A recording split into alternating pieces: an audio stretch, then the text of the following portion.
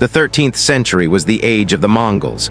From the frozen plains of Russia to the walls of China, their horsemen swept across the world like a storm.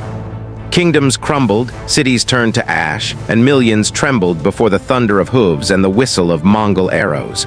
No empire seemed safe. But what happened when this unstoppable force turned its eyes south, toward the Indian subcontinent? And what would become of Delhi, the jewel of India, a thriving center of wealth, trade, and culture? For the Mongols, it was a prize too tempting to ignore. For the people of India, it was a test of survival itself. Picture it, vast cavalry formations, banners snapping in the wind, dust clouds rising from tens of thousands of riders. Against them stood a fractured kingdom, unsure if it could endure. Could Delhi, with all its riches, withstand the greatest war machine in history? If you're curious how a single kingdom managed to resist the mightiest empire the world has ever known, hit the like button and subscribe, so you don't miss more epic stories of courage, strategy, and survival. The Mongols and the Delhi Sultanate were not merely two armies clashing, they were two worlds colliding. On one side stood the nomads of the steppe, masters of the bow and horse hardened by a life of conquest. On the other side, the sultans of Delhi ruled over walled cities, irrigated fields, and bustling markets. One side valued speed, mobility, and terror. The other relied on fortifications, discipline, and the wealth of settled civilization. From the moment Genghis Khan forged his empire, India was never far from Mongol ambitions. In 1221, the world held its breath. Jalal ad-Din, the last Khwarezmian prince fleeing westward, crossed into the Indus with Mongols on his heels. Genghis Khan himself pursued him, crushing his forces near the river. For a terrifying moment, it seemed the horsemen might pour into India, but they did not. The heat of the plains, the difficulty of supply lines, and the lure of campaigns elsewhere led Genghis to turn back. India was spared, for now. But the shadow of the Mongols never left. In the decades that followed, raids became a recurring nightmare. In 1241, the fortress city of Lahore fell. Its proud walls could not withstand the storm. Flames consumed the city and its people were scattered. 4 years later, in 1245, Multan met the same fate. Each invasion left scars, villages burned, crops destroyed, families displaced.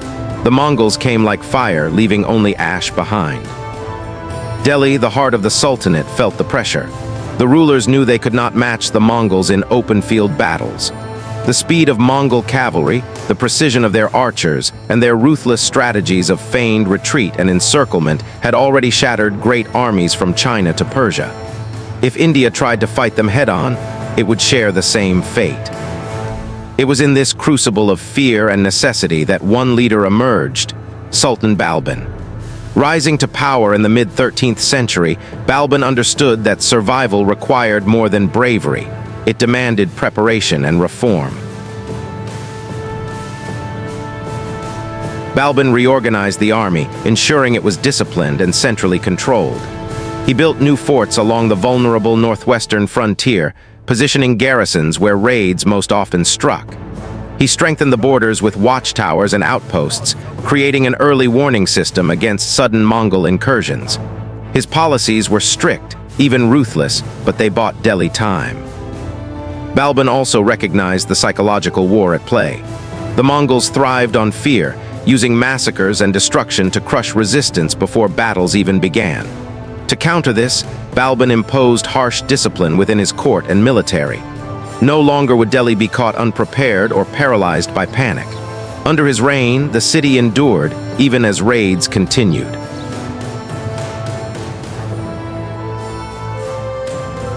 Still, the Mongols never stopped. Their cavalry swept into northern India again and again, sometimes plundering towns, sometimes withdrawing with captives and loot. Every few years, the threat returned, like a storm cloud gathering on the horizon. Each raid bled the Sultanate's resources, eroded its confidence, and tested its people's endurance. By the end of the 13th century, the Delhi Sultanate stood on a knife's edge. Its rulers had survived through reforms, fortifications, and sheer resilience, but the question remained: how long could this fragile balance hold? The Mongols had conquered China, crushed Persia, and humbled Russia. Could India truly escape their grasp forever? It was at this moment, when fear and uncertainty hung over the land, that a new figure rose. Alauddin Khilji, ambitious and ruthless, seized power. Under his rule, the Mongol threat would reach its most dangerous climax. The question was no longer whether the Mongols would return, but whether Delhi could withstand the storm one final time. When Alauddin Khilji seized the throne of Delhi in 1296, he inherited not only a kingdom but a nightmare. The Mongols had become a permanent threat, striking the northern borders with terrifying regularity. To the people of Delhi, the word Mongol meant fire, blood, and despair.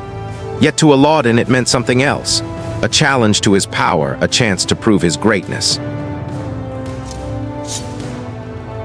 Alauddin was no ordinary ruler.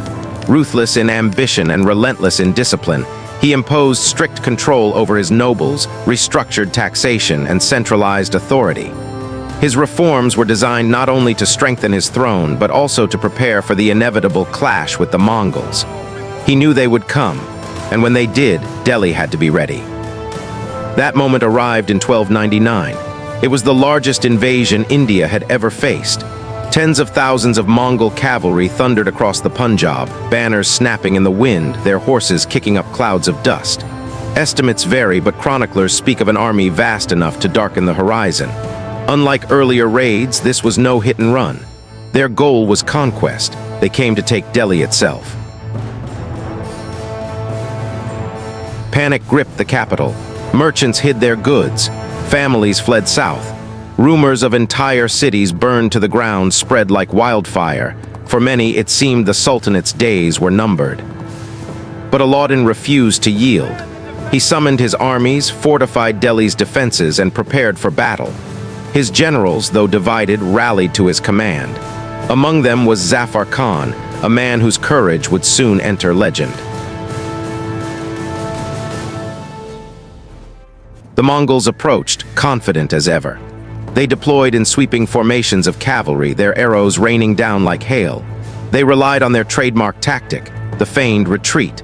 Time and again across Asia, this maneuver had broken armies far stronger than Delhi's. The Mongols would pretend to flee, lure their enemy out of formation, then wheel around and strike with devastating force. At first, the pattern seemed to repeat. Portions of the Delhi army gave chase, only to find themselves surrounded. Confusion spread, and for a moment the lines wavered. Victory for the Mongols seemed certain. And then came Zafar Khan. With fearless determination, he led his men in a bold charge straight into the Mongol center. His strike was so fierce, so unexpected, that it shattered the momentum of the invaders. Horses fell, riders scattered. The Mongol formation buckled. For a brief, shining moment, it seemed the tide could turn. But heroism came at a cost. Zafar Khan and his men were encircled. Outnumbered and cut off, they fought with desperate courage, refusing to surrender. Chronicles say their bodies piled high where they stood, their banner still flying until the last man fell. Zafar Khan's sacrifice became a symbol of loyalty and defiance, a story told for generations. Meanwhile, Alauddin seized the chance. Rallying his troops, he pressed the counterattack. Archers rained fire, cavalry struck flanks, and infantry held firm. Slowly, the Mongols gave ground. What began as a march to conquest turned into a bitter struggle for survival. Finally, battered and bloodied, the invaders withdrew. Delhi had held. The field was a scene of horror. Thousands lay dead, horses and men alike. The cries of the wounded echoed across the plains. The smell of smoke and blood filled the air. Delhi had survived, but at a terrible cost. For Alauddin, it was a victory, yet not an easy one. The Mongols had been stopped, but not destroyed. Everyone knew they would return. The question was when. The Battle of 1299 had ended in a costly victory. Delhi had survived, but the shadow of the Mongols still loomed over the horizon. Alauddin Khilji knew that the war was far from over. In the years that followed, the Mongols returned again and again. In 1303, they marched once more, this time laying siege to Delhi itself. The city endured weeks of fear as the enemy encamped outside its walls. Supplies ran low and panic spread. Yet Alauddin refused to surrender. He fortified the defenses, tightened control, and inspired his soldiers to hold firm. At last, the Mongols withdrew, unable to breach the capital. But the menace continued. In 1305 and again in 1306, the steppe horsemen swept into India. These raids were fierce, but they no longer carried the same aura of invincibility. Delhi's armies, hardened by experience, met them head-on. In battles along the frontier, Mongol contingents were defeated, their leaders captured or slain. Slowly, the myth of Mongol invincibility faded. For Alauddin, these victories cemented his rule. He became more than a sultan, he became the defender of India. His reign was marked by strict discipline, economic reforms, and expansion of the Sultanate's power. But above all, he was remembered as the man who had stood firm when the world's greatest conquerors came knocking at his gates. The significance of these victories cannot be overstated. The Mongols had conquered China, Persia, and much of Russia. If they had broken Delhi, the subcontinent might have been absorbed into their empire. The art, architecture, and culture of India could have been reshaped, or even erased by foreign domination. Instead, Delhi endured. The Khilji victory ensured that India's future would be its own. Of course, history remembers Alauddin in many ways. To some, he was ruthless, even tyrannical. To others, he was the savior of his kingdom. But no one can deny the scale of his achievement. When faced with the storm of the Mongols, he held the line. Thermopylae in Greece, Agincourt in France, Stalingrad in Russia. History is filled with moments when the few stood against the many, when the tide of war turned through courage and resolve. For India, that moment came under Alauddin Khilji. So what do you think? Was Alauddin a ruthless tyrant, or a hero who saved India from destruction? Let us know your thoughts in the comments below. And don't forget to subscribe and hit the notification bell so you won't miss the next story of history's greatest battles.